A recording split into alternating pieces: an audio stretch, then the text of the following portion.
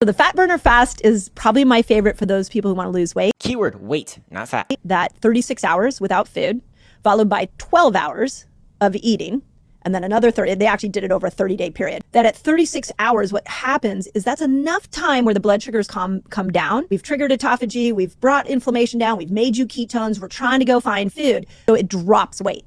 And it's the most beautiful way to get a person to unstick any kind of weight loss resistance.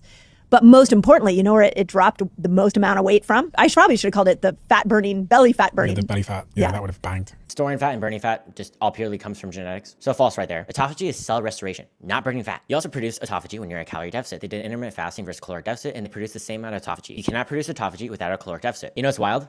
You're not doing this crazy thing from fast. You're just starving yourself. You know what you're doing? You're creating a caloric deficit because you're not eating any food. So at least you're proving starvation mode doesn't exist, but it's not your blood sugar. It is literally you just starving yourself. It's pretty simple. It's not rocket science. Stop overcomplicating it. You didn't eat, so you lost weight. There's also many studies showing you cannot lose weight fasting unless you're in a caloric deficit. Fasting is one of the worst ways you can lose fat because you lose weight overall. And if you're not stimulating the muscle properly, which you're probably not if you're starving yourself, you're gonna lose a substantial amount of muscle because you're also not getting protein. You're just not eating any protein, so your muscle's not gonna stay there. You're gonna lose weight overall, and a lot of it's going to be muscle. Just be a normal person, eat in a calorie deficit, go to the gym, do some resistance training. It's not rocket science.